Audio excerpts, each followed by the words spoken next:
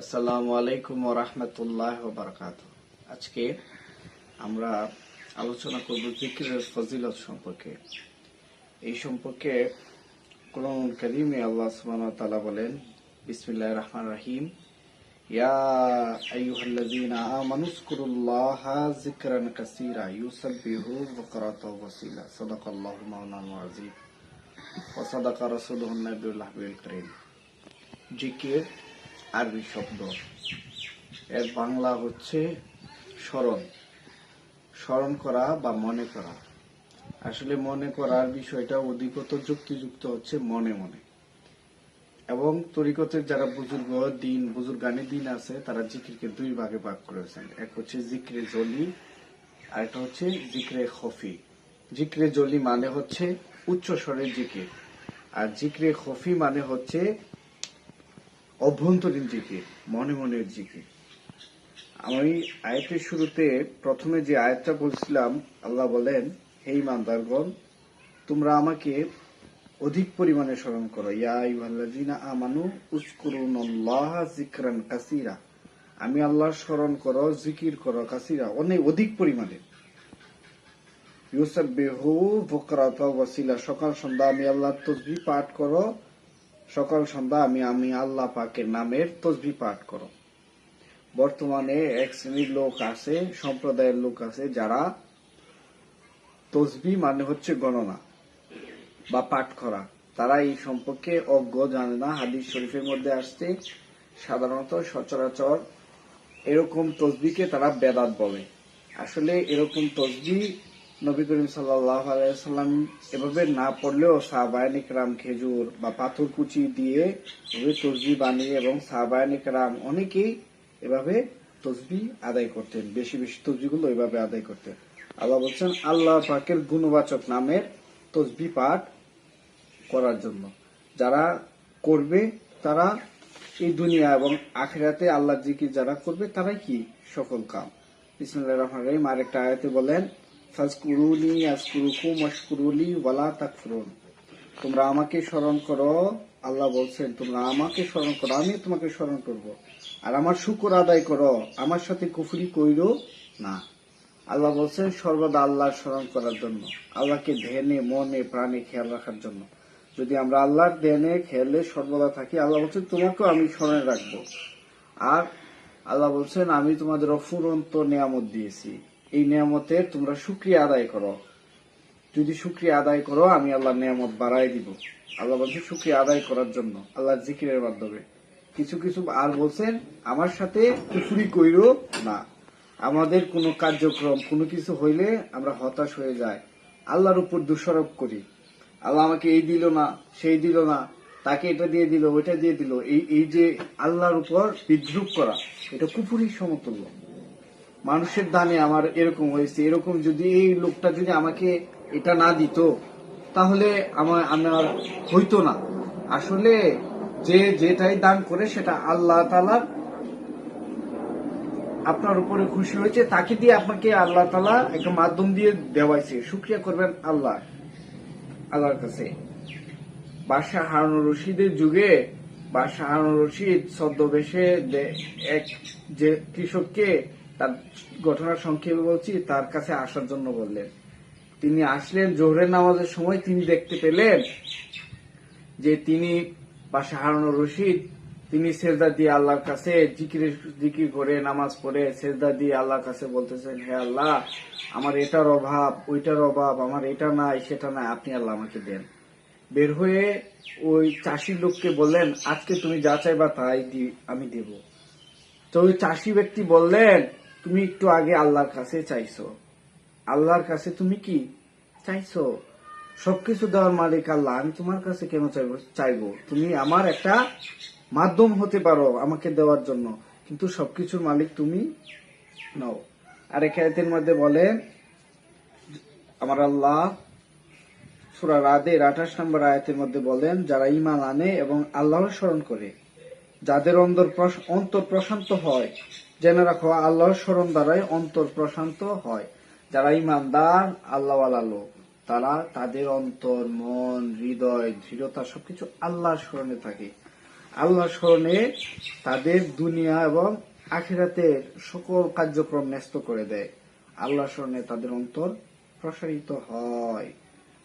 আমার আল্লাহ বলেন,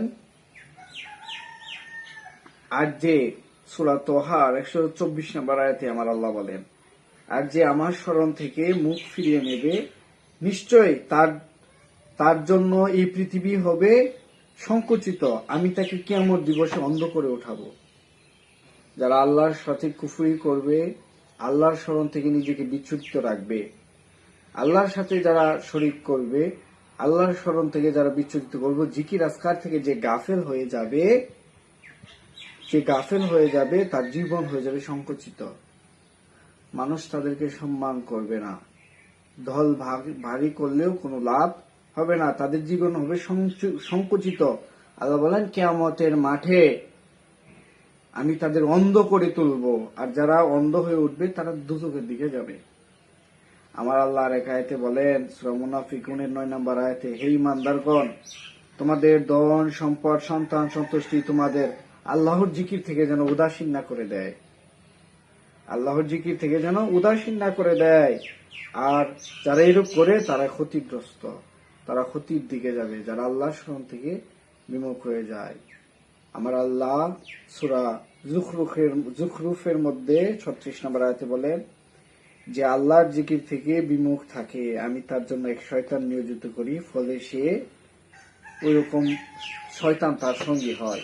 এই জন্য আমাদের চিন্তা করতে হবে, আসলে কি আমরা কি আল্লাহর জিকির যদি করি তাহলে আমি হব আল্লাহর বন্ধু। আল্লাহর জিকির থেকে যদি আমি নিজেকে গাফেল করি, মানুষকে ওইরকম জিকির থেকে বিমুখ করে দিই, তাহলে আমি হচ্ছে শয়তানের বন্ধু।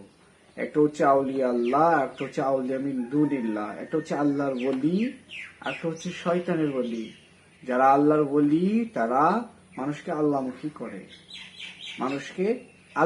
করে, আল্লাহ জিকিরের শিক্ষা দেয়, তসবিহ শিক্ষা দেয়, নামাজের শিক্ষা দেয়, নামাজের মধ্যে ধ্যান খেল একাগ্রতার শিক্ষা দেয়, সর্বদা দুরূদ পাঠের শিক্ষা দেয়। যারা বলছেন, হ্যাঁ, দালালুল খারাত যিনি লিখেছেন, বড় এক আল্লাহর ওলি, তিনি দালালুল খারাত লিখেছেন। তিনি এক মরুভূমিতে যাওয়ার সময় তিনি পানি পাচ্ছেন না, তারপরে এক কুয়োতে গেলেন। ঘটনা সংক্ষেপ বলছি, কুয়োতে যাওয়ার পরে এক মেয়েকে বললেন যে আমার তো পানি উঠানোর জন্য আমাকে একটু বালতি দাও, এটা দাও সেটা দাও। মেয়ে বলছে, আপনি ওই লোক না? জি হ্যাঁ, আমি ওই। কিন্তু আপনার তো পানি তোলার জন্য বালতির দরকার হওয়ার কথা না, আপনি তো বললে পানি উঠার কথা। তারপর ওই বাচ্চা মেয়ে পুকুরে নলকূপের মধ্যে থুতু দেওয়ার সাথে সাথে পানি উপরে উঠে আসছে, সুবহানাল্লাহ। তারপর বাচ্চা মেয়েকে জিজ্ঞেস করলো যে তুমি এই বুজুর্গি লাভ করলা কিভাবে? তিনি বলছেন, আমি আমার হাবিব সাল্লাল্লাহু আলাইহি সাল্লামের দুরূদের বরকতে এরকম বুজুর্গি লাভ করেছি। এজন্য যারা আল্লাহর জিকিরে মগ্ন থাকে, অভ্যন্তরীণ জিকির, কলবের দিকে মুতাওয়াজ্জি থাকে, যারা প্রত্যেকটা শ্বাস প্রশ্বাসের সহিত আল্লাহর স্মরণে থাকে, তসবিহ করে, আল্লাহর গুণবাচক নাম স্মরণ করে, তারাই প্রকৃতপক্ষে আল্লাহওয়ালা। আল্লাহ বলছেন, নবী বলছেন, তোমরা আল্লাহর ওলি আল্লাহওয়ালা চিনবা কিভাবে? যার কথা মনে হলে আল্লাহর কথা মনে হয়, যে মানুষকে আল্লাহমুখী করে, যাকে দেখলে খোদার কথা বেশি বেশি মনে হয়, সে খোদামুখী করে। এজন্য আসুন আমরা সর্বসময় সর্ব অবস্থায় খোদার জিকিরের মুখে থাকি, নামাজের পরে তাসবিহ তাহলিল করি, সকল আমল করি, ইবাদত করি, আল্লাহ রাসূল আউলিয়া কেরামের মতাদর্শ অনুযায়ী করি। যেমন আফজালুজ যিকরি লা ইলাহা ইল্লাল্লাহ, এগুলো জিকির যে করতে হবে, জিকিরের একটা নির্দিষ্ট পদ্ধতি আছে, এই যে পদ্ধতি বা এটা হচ্ছে রাস্তা বা তরিকা আছে। এগুলো আউলিয়া কেরামরা সর্বসময় সর্বদা জিকির করার জন্য কিছু পদ্ধতি আবিষ্কার করেছেন, যে পদ্ধতি দিয়ে জিকির করলে অধিকতর তাড়াতাড়ি আল্লাহকে পাওয়া যায়। আসুন আউলিয়া কেরামের পদাঙ্ক অনুসরণ করে তাদের কদম মোবারকের দিকে, তাদের চলাফেরার ভাব, মাধুর্য, ভঙ্গিমা দেখে আমরা শিখি, আমল করি, ইবাদত করি, খোদার জিকির করি, খোদার জিকির হতে গাফিল না হই, আল্লাহর উপর দোষারোপ না করি, আল্লাহমুখী হয়ে আমাদের দুনিয়াতে আল্লাহর অধিকতর স্মরণের সহিত কলিমা যেন নসিব হয়, কলিমা শরীফের জিকির জারি করে যেন আমরা কবরে যেতে পারি। আল্লাহ সেই তৌফিক দান করুন। আমিন। ওয়াখির দাওয়ানা আলহামদুলিল্লাহি রাব্বিল আলামিন। আসসালামু আলাইকুম ওয়া রাহমাতুল্লাহ।